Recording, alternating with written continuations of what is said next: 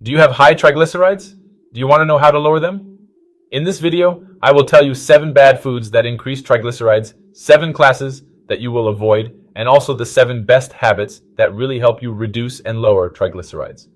Unlike bad cholesterol, LDL, which you can modify up to 30% in triglycerides, you can have a much more pronounced improvement, much more noticeable. For example, what are the normal values?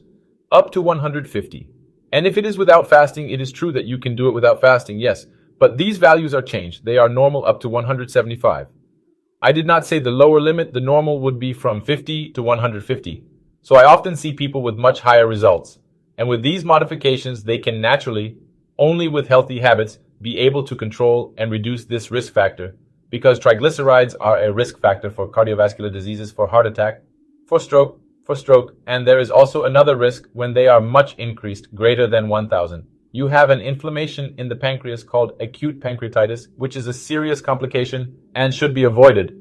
So pay attention to this video now that you already know a little about triglycerides. Let's start with the 7 foods you will avoid, and then I will tell you the best habits to lower triglycerides. Number 1, you have to avoid sweetened drinks like sodas and also juices, whole juices. For example, orange juice, grape juice, because when you drink grape juice, for example, what will happen? Your body, you will process that very concentrated sugar and your blood sugar. Your blood glucose level will increase, so you have to do an insulin spike. And this excess sugar will be accumulated in the liver as a form of energy storage, as a form of triglycerides. So, who is taking care of triglycerides? Who wants to reduce them? You must avoid sweetened drinks, okay? So, juices, sodas, I'm not saying here that grape juice is not healthy, but if you are taking care of triglycerides, you have to avoid this type of drink. If you insist on drinking juice, drink a little concentrated juice with sugar reduction, like, for example, passion fruit juice, lemon juice, even acerola juice. I like it. And you, what is your favorite juice? I really like acerola juice. Number 2, avoid foods with simple carbohydrates, simple sugars like, for example, potatoes, English potatoes, rice, pasta, cakes. And also this one. Many people don't know there are some vegetables that are rich in starch, which are also bad for those who are taking care of triglycerides. It has already happened. I was talking to a patient. No, but I'm doing everything right. I took the potato, I took the pasta, but he was eating a lot of corn. Corn is rich in starch, and your liver will take this starch and will transform it into triglycerides. Again, the same goes for juice.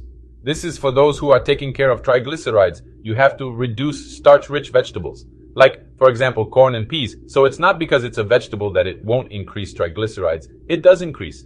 You have to be careful with that. Number 3, avoid refined sugar. Many people have a habit of putting, for example, sugar in coffee. This is bad for those who have high triglycerides. Not only for increased triglycerides, but sugar in coffee from a metabolic point of view. It is not healthy. I already said here on the channel that coffee is a very healthy drink. It does good for several situations. For cardiovascular risk, there are even studies that show that those who drink coffee have a lower chance of developing type 2 diabetes at 33%. So coffee is very healthy, but it shouldn't be sweetened with refined sugar, because it will have all that metabolic consequence. So we can, through the diet, reduce it in a satisfactory way. But you should take the sugar out of the coffee. And also, if you have a habit of sweetening juices or putting more sugar in food, this habit has to go away. It's one of the tips that works the most. Number 4, avoid canned fish in oil. Are fish healthy? Are they? Do they have a good type of fat? Yes, but you should give preference to those that come in water. The so-called natural tuna, for example, has a tuna in oil and has a natural tuna. Many people say, but it's more expensive. No, they're usually very close. They're in the market, and if you choose natural tuna, you'll be benefited. If you avoid excess calories, it's also beneficial for your health. You take advantage of the good fats that are present in the fish and avoid this excess. Number 5, avoid fruits with a high glycemic index, which will increase your blood sugar, and also with a high glycemic load, a high concentration of carbohydrates. For example, which fruits can increase? Banana, grape, pineapple, mango are fruits, especially the excess, of course. But these fruits you should pay more attention to. Not that they are forbidden, but if you're going to eat a banana, eat a half, because they will increase your blood sugar. And your liver will take the excess. If you're taking care, you have to pay more attention. In the second part, I'll also talk about the best fruits. So, if you like fruits a lot like me, stay until the end for you to know what are the best fruits. Number 6, avoid alcohol. Not only because of the amount of carbohydrates you find in beer, for example, but also because alcohol is caloric. 1 gram of alcohol, just so you have a notion, has 7 kilocalories. 1 gram of sugar has 4, so alcohol has almost twice the calories of sugar. Besides that, you are often drinking alcohol, drinking beer, eating some snack, processed meats, like salami or salamido, cup, ham, so you have to take care. If it's French fries, then don't even talk about it. I talked about beer, but it's also valid for other types of alcoholic beverages. And in this item here in the 6th, I will include the processed meats because they have been related to the increase in cardiovascular risk and also the increase in cancer risk, such as intestine cancer, colon cancer. So avoid alcohol and some snacks, like the ones I mentioned here. Number 7, avoid butter, margarine, coconut oil. I'll give you another alternative later, but these foods I mentioned are rich in saturated fats. I know there is a very big market in coconut oil, that it would even reduce cholesterol. But coconut oil is bad for those who are taking care and also for those who want to reduce bad cholesterol, LDL. So you have to avoid it. If you do a lot of questions, consume a little, use a very small dose, but know that it will not help in this metabolic process. Besides being a very caloric and rich food in saturated fats, you have to be careful. Butter and margarine, the same thing. And what are the best habits? You've seen the worst, now you need to know the best. There are 7 best habits. Just before I'm going to ask you to like this video, if you think this content is being useful, then like the video, because the system understands that the video is relevant and ends up distributing it to more people. We were able to spread this type of information. There are millions and millions of people. What are the 7 best habits? Number 1, and one of the most efficient, physical exercise. Why? When you go on an activity, your body uses glycerides as an energy supply.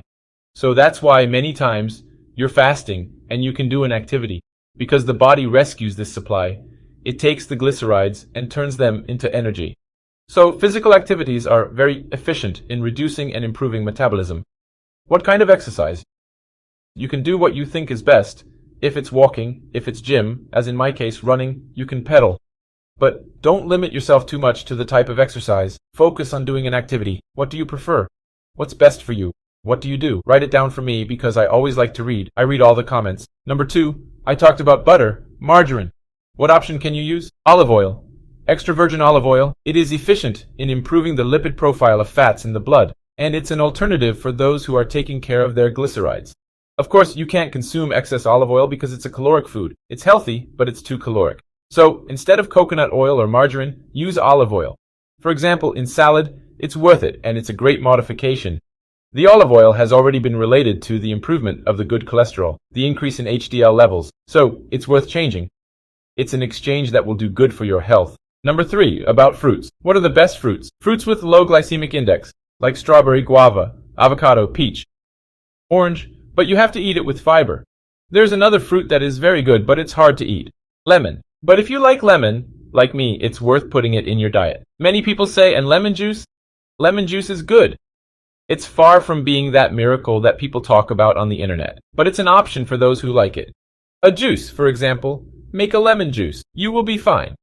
It will have several vitamins, you will enjoy it, and it won't increase your blood sugar. Another fruit that is good, passion fruit. Also apricot, much talked about here. Apple with peel.